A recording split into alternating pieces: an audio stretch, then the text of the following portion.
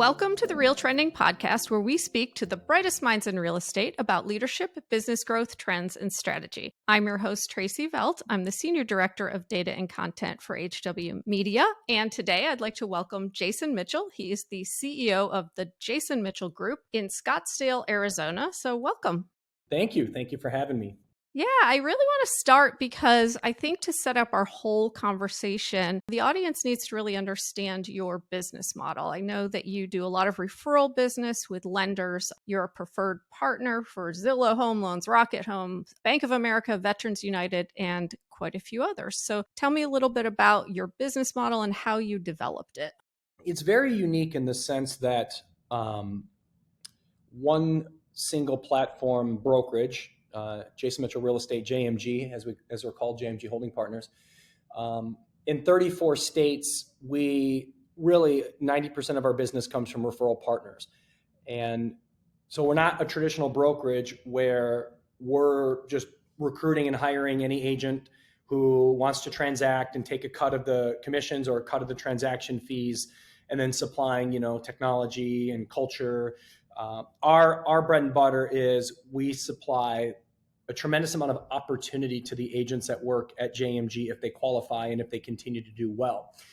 Our average agent receives somewhere in the ballpark of about 120 referrals a year and closes 30 plus additional transactions, because we're still rather small. Even though we're in all those states, we keep it pretty small. We have about 400 referral agents that are part of the referral team, and then we have 600 total at the brokerage that utilize us for the resources and whatnot. But the bread and butter are the referrals. And so this year we'll do somewhere around 70,000-ish referrals to those network of agents, and we add agents every month. But it is very unique because our brokerage is really based around servicing organizations, very much B2B.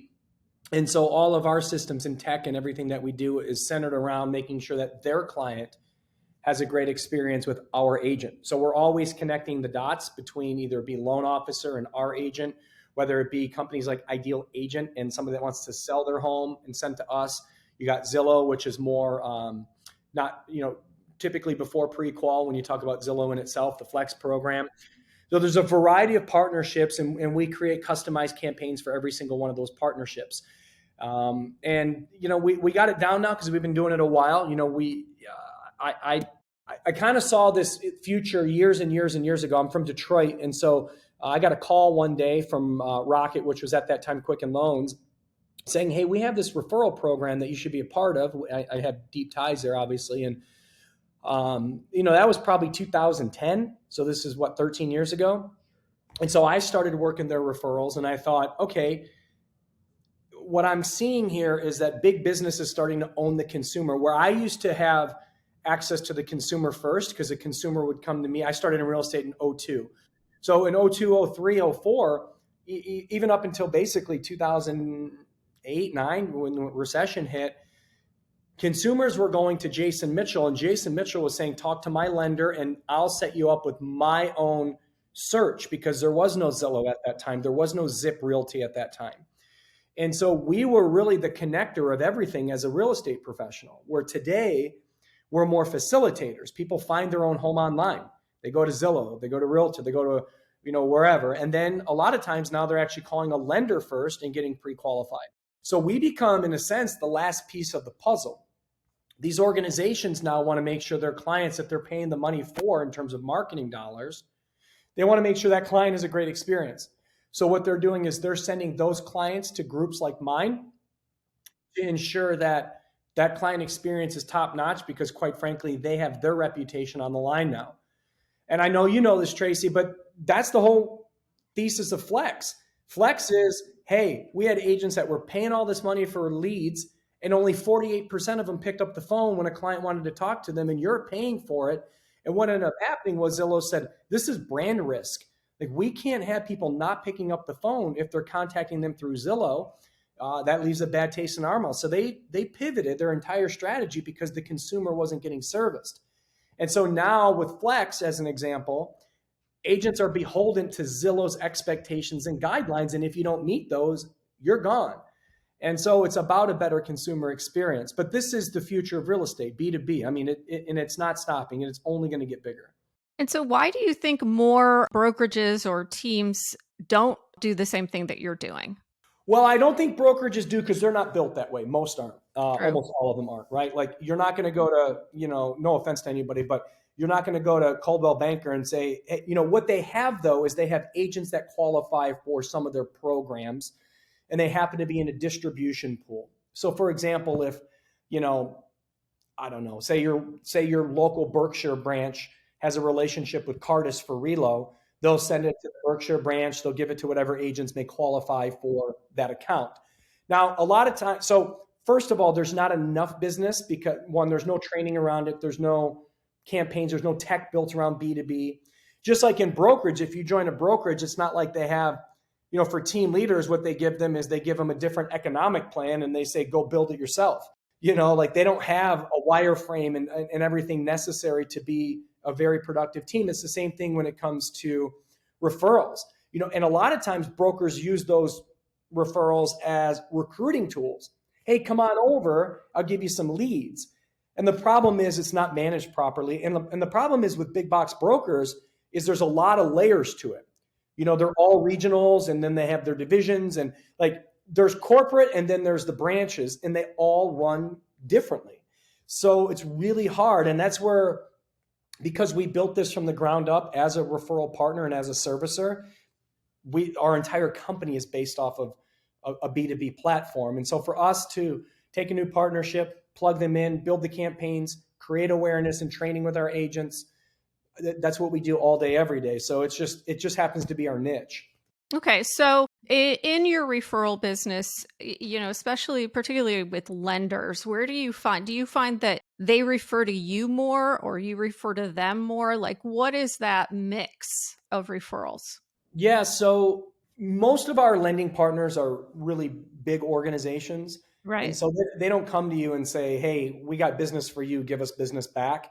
They Yeah. would never lead that way. Their main goal is client experience and to ensure that client has a great experience and working with their loan officers to make sure that the client is doing everything they can and we are doing everything we can to help facilitate that under one transaction, right? That's the main goal. More of your regional loan officers want that reciprocation. And unfortunately for us, we're not in that business of local, regional. We have major institutions that we do business with. And of those institutions, our agents utilize them on their own business or their fallout business because that's what good partners do. But it's too hard now because, we're driving, I don't know, 6,000 referrals a month. And the majority of them come from 7 or 8 big partners.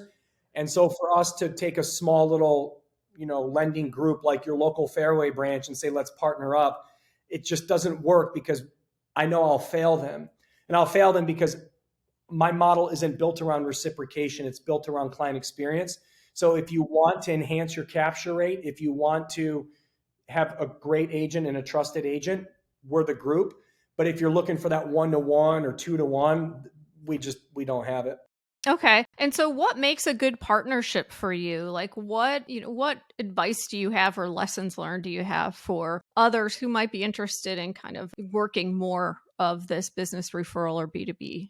Yeah, I would say that what we have is scalability. We have the ability because it doesn't matter to us if you're an agent in Seattle or Miami or New York City or Austin, Texas. The process is identical for every single agent we have. And that's the problem, I think, Tracey, that team leaders have when they go to want to expand and they're like, hey, I'm in San Diego, I want to go to Phoenix. You didn't build a centralized system and platform around putting everybody, no matter where you are, it's all the same. Because if you don't have consistent messaging and training and development and everything that someone's doing isn't reproduced time and time again in the sense of there's nothing different that ever happens at this company. The only thing that's different is where does that referral say it needs to go? It needs to go to Vegas, ship it to Vegas. Everything else is the same, except an agent in Vegas will work that referral. But a lot of team leaders struggle because they say they want an expansion team in a new market, but they haven't built the proper foundation for growth because even in their own local market, most don't even have their systems and tools where it needs to be to grow in their own market, let alone expanding in other states, because state growth is harder than interstate growth. And what I mean by that is it's a lot easier to start a team.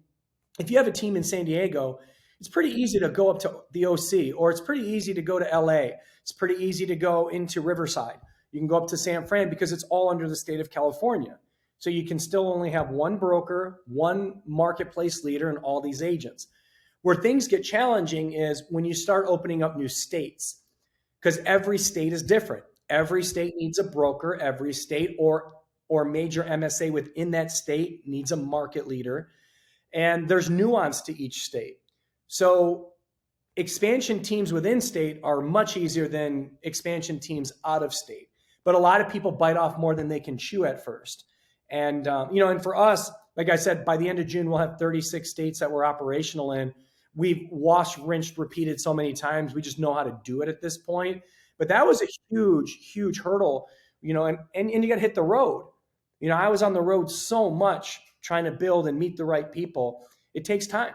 And so tell me a little bit about that system. That, what is your vetting of agents? Like how do you ensure that they're going to provide that customer service that you're looking for that you've promised really your referral partners? Yeah, it's a great question because, we have we call it network certified model. You have to qualify, which means you have to have closed at least 12 transactions the past 12 months and been in business for 2 years. Okay. And so that's the ante to play. And then from there, it's our training. So we have a month onboarding process where you're learning, we call it JMG core, and that's learning tech, our marketing department, social department, coaching, our mission control department, which manages the lead flow, our call center, which is doing the lead follow-up for everybody. So there's a lot of different segments within our business. And we're, at this point, this year we're on pace to do about 4.7 billion in sales. And again, 90% of that's B2B. So you're talking over 10,000 transactions, of which 9,000 are going to be from partnerships. And so you got to make sure everything clicks and everything talks to one another. And an agent needs to know how all that works. So it is a learning curve for an agent to come to JMG, because it's not like you just say, hey, I'm going to go to EXP, show me the back office, and I can go sell houses. It's different. And then from there, we have partner training. That's called network certification training. So you have core training.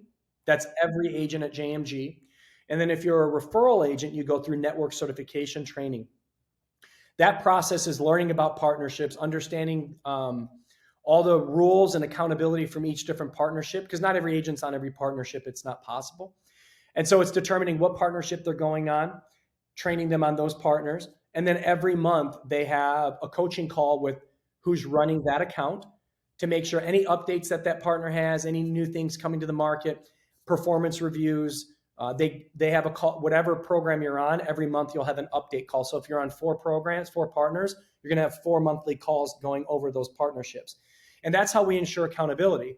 Our BI tells us everything we need to know on closing ratios, who's performing in each market, who are top performers, who are not performing, so we can cut them. We cut people all the time, because if you're in the bottom 10, 15%, we call it restacking the talent. We just reshuffle the deck with newer agents. So there's a process to everything we do. Yeah, that's really interesting. And there had to have been some trial and error building that process. Can you maybe describe a time, and this could be like your aha moment even, where you realized, okay, this is not going to scale well. I need to change this. And really there was that. I know most leaders have a lot of aha moments, but maybe one that really stood out in your mind when you were building your company. Well, I had 5 this morning, so we can start with today. Yeah. I think the one rule that I learned is that not everyone's a great leader. If we open a market with the wrong leader, we will get crushed. If we open it with the right leader, we will succeed. And the growing pains, like for example, my first leader in LA, he ended up stealing over $300,000 in referral fees. And we didn't find out about it until the partner that it was taken from was like, hey, we haven't been paid on like 40 transactions, because a lot of our partners take referral fees. Yeah. And I'm like, wait, what? And so I looked, and his name was Paul. I don't care if I call him out. But you're just like, whoa, wait a minute, man. Like, How short-sighted are you? And then we had multiple markets when we were launching where you trust people and you think they're doing a good job, and you come to find out that they're just not the right leader. Now, I feel we're in a world now where we know the right avatar of leader, but I still think, like any company, we make mistakes every now and then. But I think we do a much better job today than we did before, because we know the right questions to ask. And you get a feel for it over time, like, are they going to be a good fit? We also layer it by regional. So in the 34 states, there's a regional president that's responsible for, call it 7, 8 states per regional. And then each of those states have a division president within there. And so now we have more, and then we have a CSO now that manages all of it. And so there's more layers of accountability and more layers of protection to make sure people are doing their job.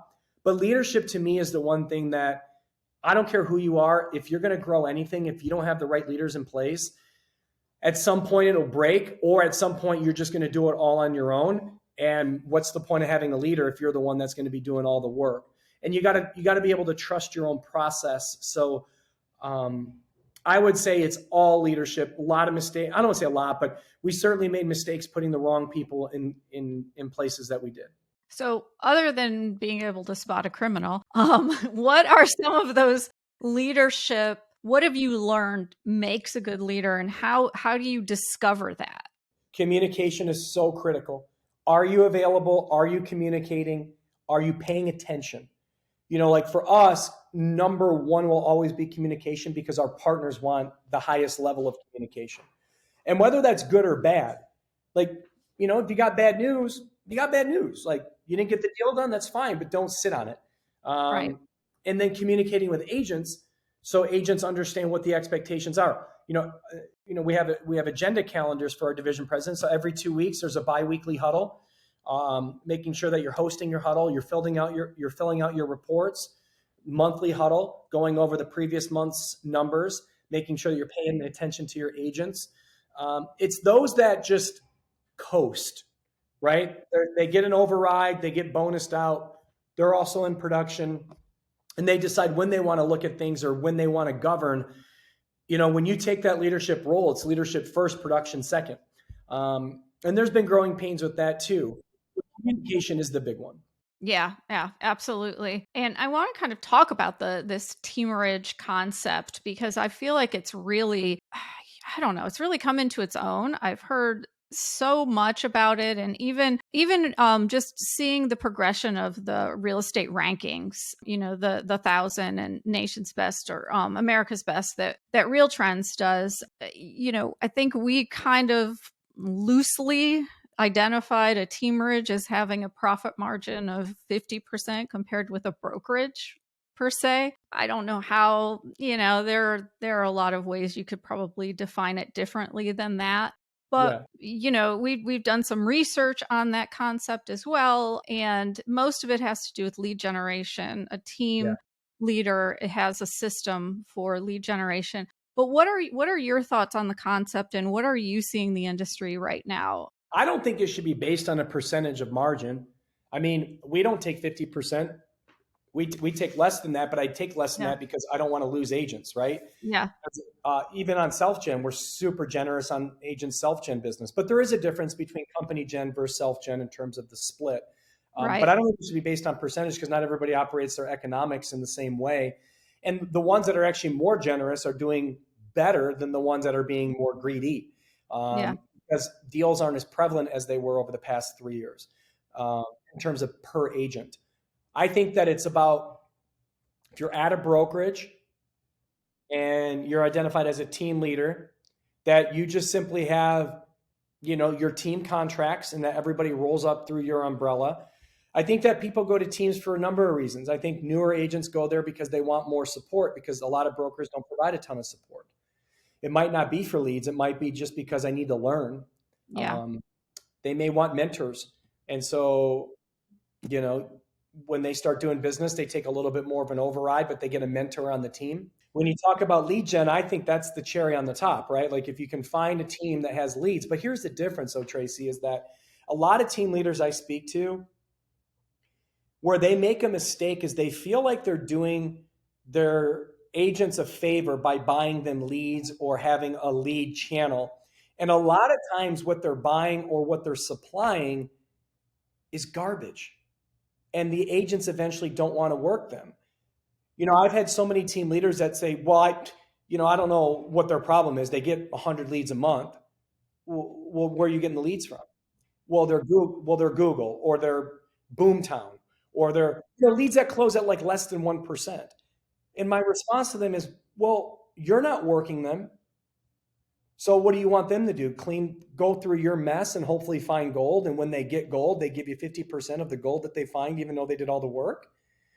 And it's like, so it's not about, are you giving leads? Are you giving true quality opportunities? That's like for us, our national closing rate's 21%. And so 1 out of 5 referrals we give closes.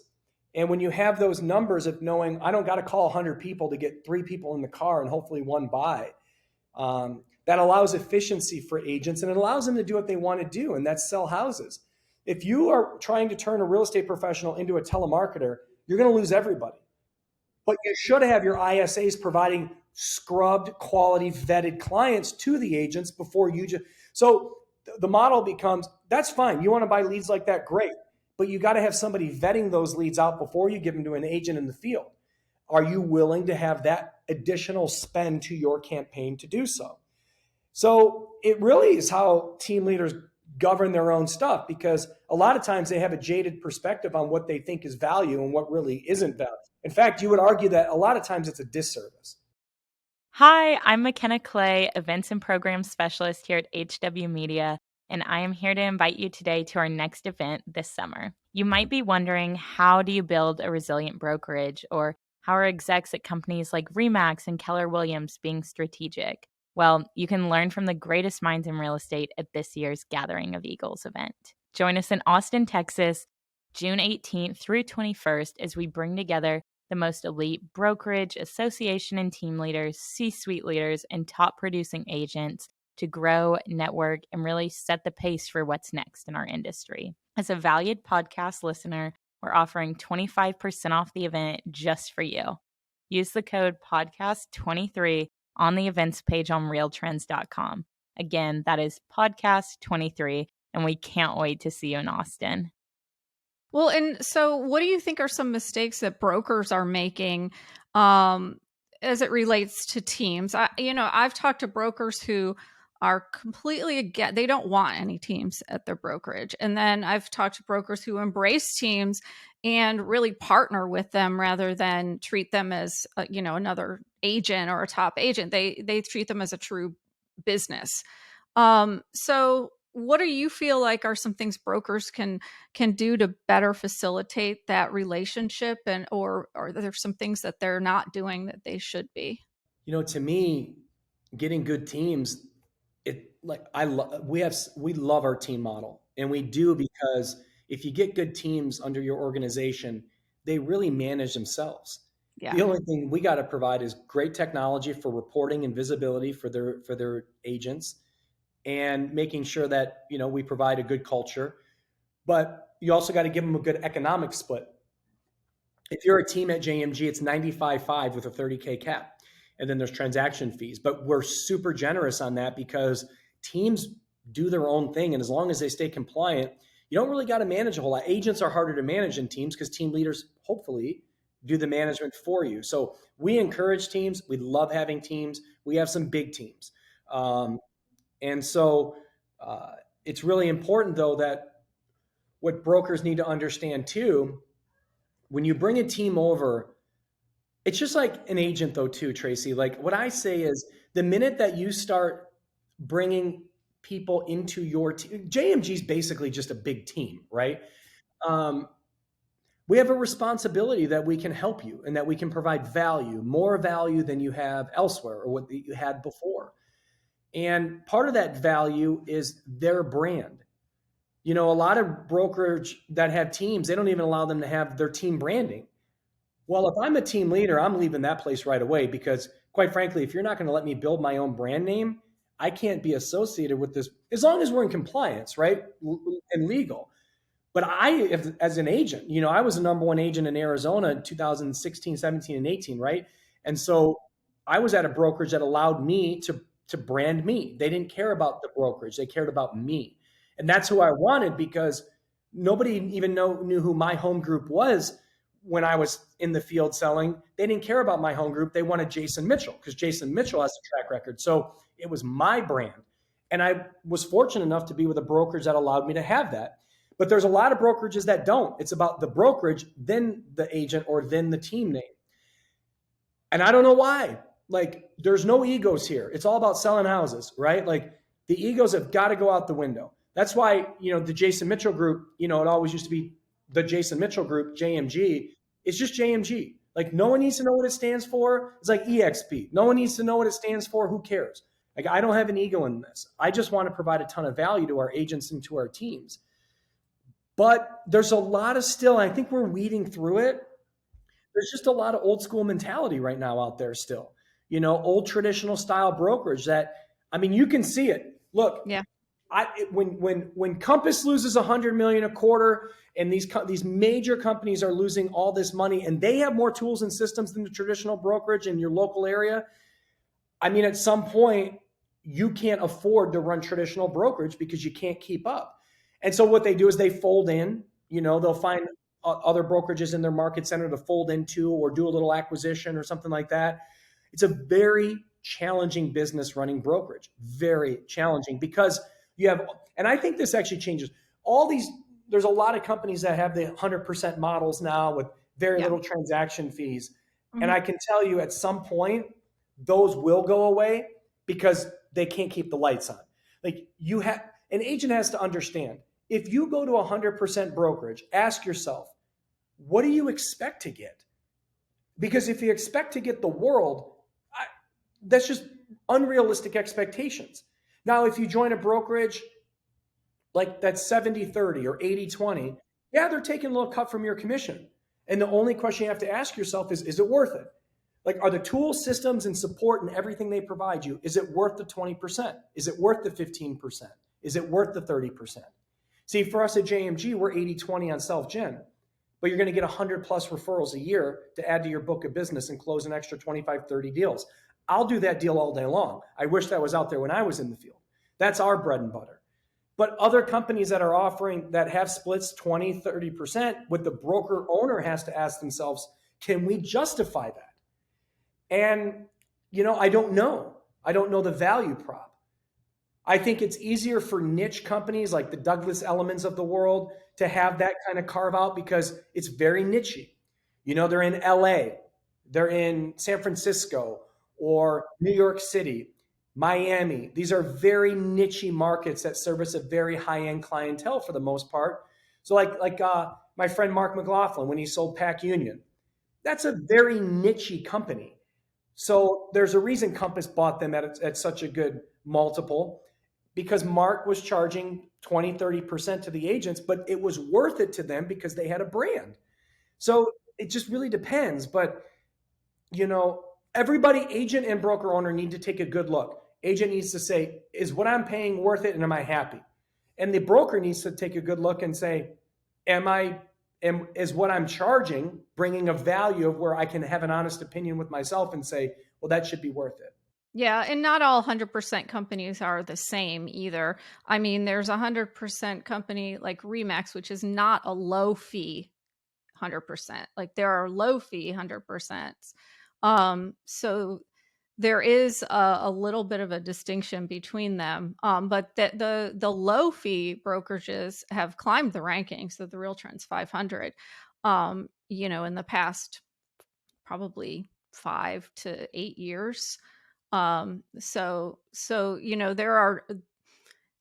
there's no new business model. Let's put it that way. Everything is the same business model with a tweak or Totally.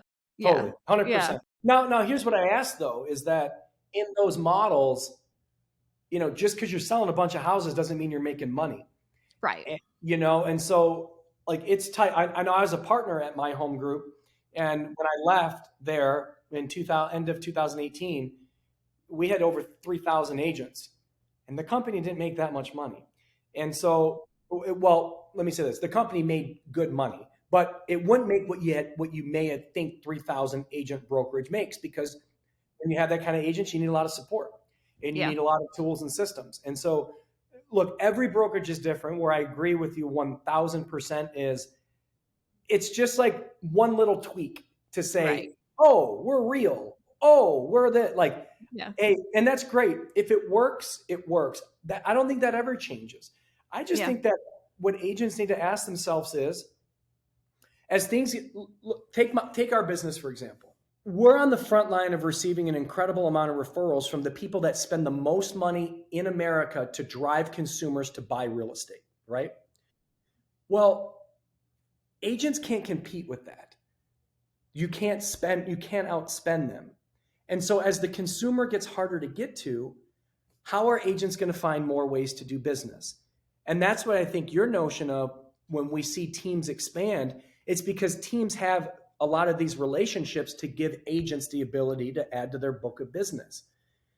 But at some point, if you're an agent, I mean, even think about this, Tracey. 2 years ago, you could go to any Zillow market and buy leads from Zillow. You can't buy leads from Zillow anymore. You can't buy leads from realtor.com anymore. Like, you almost can't buy real estate leads anymore because they're owning their own channels. And that makes the consumer harder to get to for an agent. So you got to ask yourself, if you're an agent and you know it's going to get harder to get to the consumer, what are your alternatives? Your alternatives are trying to partner with groups, joining teams, getting better at doing more open houses to get in front of consumers, working your past client book of business to get to consumers. But it's harder. It's harder to get to people now than it ever has been. Yeah, I would agree with that. And, the other thing I've really seen is just this proliferation of platforms to facilitate teams. They're all over the place now. What I think like Livian and Place and Side Yep. and, all different ones. On the brokerage side, what I've noticed with some of the low fee companies is they really rely heavily on title Oh yeah. to boost their margins in that, But, because they're but not think going about to get it through real estate. But think Yeah. about this, Tracy. You're right. First of all, you're exactly what it is. They rely on affiliated services to provide revenue to the bottom line. But here's the deal: if I'm not helping my agent build their book of business, they're not going to use who I ask them to use. If I'm giving you a bunch of business and I say, but use these people, you're going to say, or use this title company, you're going to say, sure, I'll fight for title because you're helping me build my business. A normal traditional brokerage that has JV mortgage, JV title, warranty, insurance, like if you're not helping that agent add to their business, they're not going to use your companies. Why? Because you happen to be an agent at their brokerage? Who cares? I didn't. When I was at my home group, I didn't use who they asked me to use. I used who I used because they're the ones helping me build my business. So you can have affiliates, but you got to be able to give somebody something in order for them to say, I'll buy into using that affiliate because we have a symbiotic relationship here. And that's hard to do. Yeah, I mean, that's why capture rates are so low. I mean, title is a little bit higher just for the mere fact that title isn't something generally consumers shop for. Correct. So, I think that those capture rates are a bit higher than something like mortgage or others. But yeah, I just find that everything in real estate changes so much, but then doesn't change at all because the basics are always the same.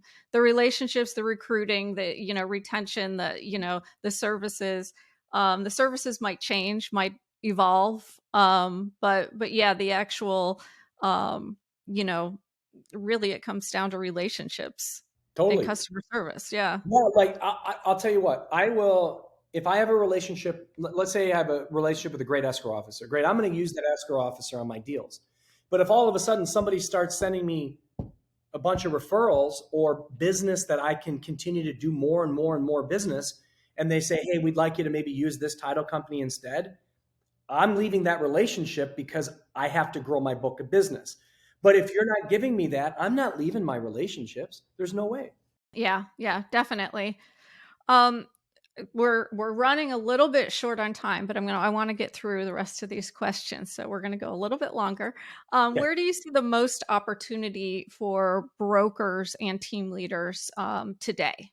I think team leaders are going to continue to be a major part of this shift in real estate if they have their stuff together. Like being a team lead, just because you want to start a team and say, "Hey, I'll coach you," like that's not a team. Yeah. Is it a true team? And I think true teams, and there are some really good ones out there, I think they continue to grow and thrive. And I think you're going to see this expanded team model throughout the country as well, because there's going to be a lot of agents that need opportunity to grow. There's going to be a lot of small broker owners that say, it's not worth me having the doors open and me paying all this legal and everything that I do. I'll just join forces with this. I think you see a consolidation of the really small mom and pop brokers. I really do. Yeah. Now, where they go, I don't know where they go. I think the big box brands continue to do well. I think that at some point they have to find ways to not bleed cash. And I think even as I'll use us as an example. We had a record April and we'll have a record May. We'll do 850 transactions in May. Now, the difference is I'm not trying to be EXP and I'm not trying to be Keller Williams, right? Like I don't want 30, 40, 50, 60,000 agents. That's not our model. Okay.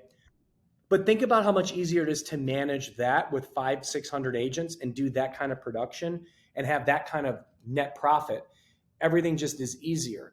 I think that these big box brokerages have to find ways, just like you said, to get their agent to buy into other resources that they can capitalize and make money on.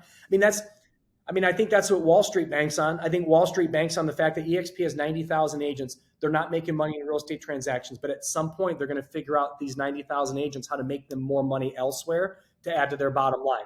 Because if you just rely on commissions, you're going to get smoked. We know this. It doesn't work.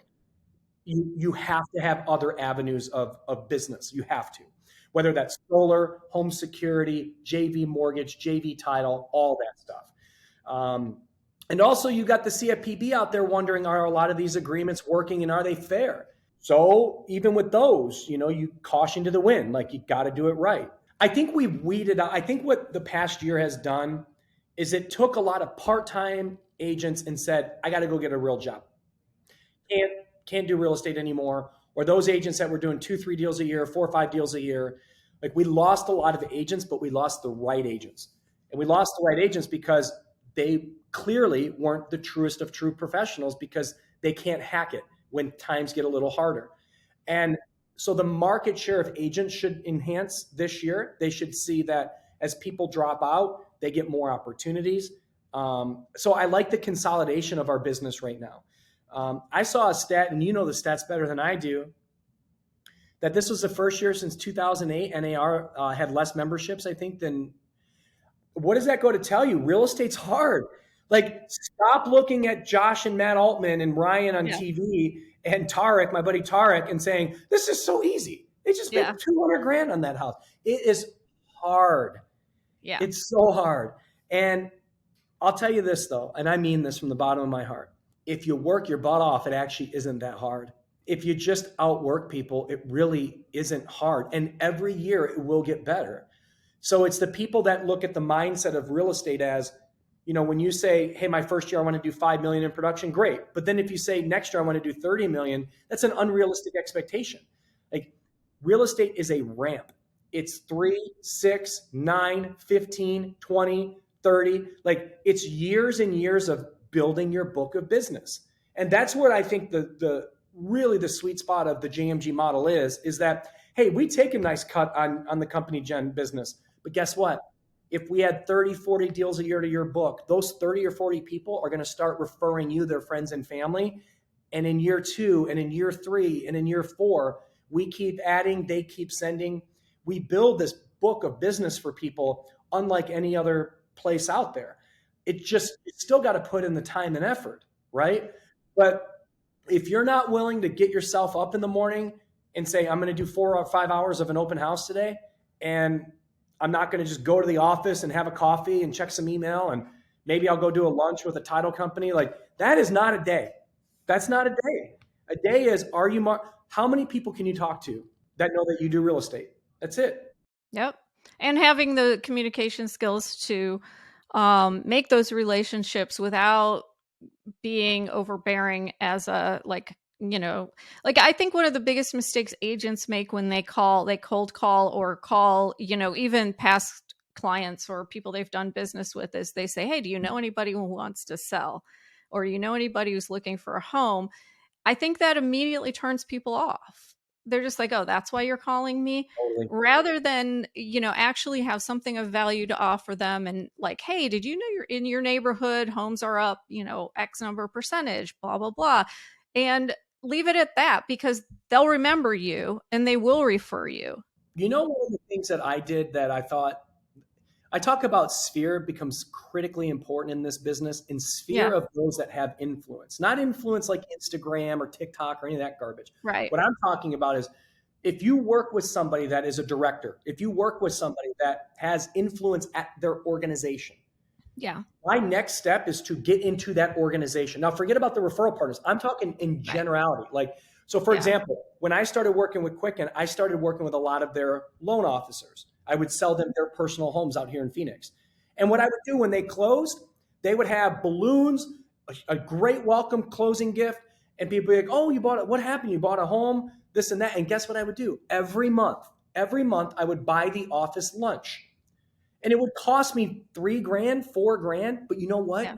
Every time I bought that office lunch, 6, 7, 8 people. Hey, I know you helped Ollie. Hey, I know you helped Brian. Hey, I know you helped Nate. Like, I never even met these people. They're calling me, but they're calling me because they know I've helped multiple people there and I'm present. You don't have to call your past client. The only thing you need to say is, hey, I'm just checking in. I know that, I'll use Ruby, my daughter's name. I know that Ruby's going into first grade next year. I just want to see what school is she going into. How are things? I'm not asking for a referral. You know why? Because when they hang up the phone, they know it's me. They know what I do. I don't need to ask, do you have any friends or family that I can help? That's so tacky. It really is. Like, just your presence alone knows. I would always do events. Every quarter, I would do events for my past clients. And so whether I did a big movie night, a big happy hour, and the only reason I did that was because they would come to the event. And if they happen to go to dinner the next weekend with their friends or family that said, hey, I'm thinking about selling my house, I'm top of mind because they were just with me. But people don't do these things. They don't. They say they do, but here's what I always say. What's the agenda? What's the plan? What does that mean? Every quarter, you should have your own marketing plan that you stick to. If you're farming an area, what's that marketing plan look like? What's your past client marketing campaign look like? And you stick to it. And those that stick to the plan are the ones that succeed. It's those that try something once and say, well, that didn't go that well, I'm not doing it again. Well, what is that? So consistency. I had one, I've been writing about real estate since I graduated college, which is a long time ago. So let's just put it that way. And there is a couple who sell in, near my neighborhood, and their kids went to school with my kids. And every time they call, they act like I'm a stranger. And I'm like, well, I'm not going to use you if you don't even realize that our kids went to school together, if you don't even care enough to find that out, or you don't care to even know that I was the editor of the state magazine in the state that you're reading this every day, then I don't, maybe that's going a little too far. I wouldn't really expect them to know that, but like, our kids go to school together, I would expect them to know that. And I just think those are just small little things that you can, just a note in your your database is all you need to remember that, The other thing though too is that what still will always hold true in my opinion, you can dominate a local area and be very, very successful. You don't need to be the best in the state, the best in your county, the best in your city. You can take a couple neighborhoods and you can make an entire lifetime of living if you're really good at that neighborhood. We have people here in Arizona, like Arcadia is an example. It's a very nice neighborhood, but it's small. There's a guy named Robert Jaffe. And since I got started, he just dominates that area, and he does 100+ million a year in production, right? It doesn't matter where you live. There's pockets that, here's what happens though. Everybody says that they want to do that, this and that. They don't stick to the plan. If you say, hey, I want to dominate this area where I live, and you actually spend time, effort, energy, you're doing your open houses there, your marketing campaigns, newsletters, churches, events, it's not going to happen in a year, but you'll start to get business within that year. And what ends up happening is it takes 1 or 2 or 3 listings, a couple sales, and people start to pay attention because you're telling them to pay attention. And then you can slowly start to take over these areas. It's consistency. But to this day, that's how when you look at the best realtors in an area, most of them have an area they specialize in still to this day. Yeah, absolutely. So I'm gonna go to the last question since we've been on for so long. Tell me, what does the future hold for JMG? Good question. We want to continue to build partnerships, and we have a lot of runway because even though we're in 34 states, we only have about 45% of our MSAs covered right now. And so we're very scalable at this point, and we want to continue to enhance we're launching our new tech platform that we built internally. It's been about a 16-month process. We put many millions of dollars into it, actually. But this efficiency within our agent population so within this new tech, we don't need SkySlope anymore. We built it. We don't need National Home Search anymore. We built it. So, and then transaction management, reporting, everything under one simple sign-on. One user sign-on has everything that you need. And so I'm really excited to launch that in July. So providing our agents with more and more valuable tools so they can be better equipped, better agents, and then providing our partners with the best agents on the ground and opening more market centers that they can trust us in those markets to do business in. That's where we need to be. Well, Jason will also be speaking at the Gathering of Eagles coming up in June. So I look forward to meeting you in person. And thank you so much for joining the RealTrending podcast. You're the best, Tracey. Thanks for everything.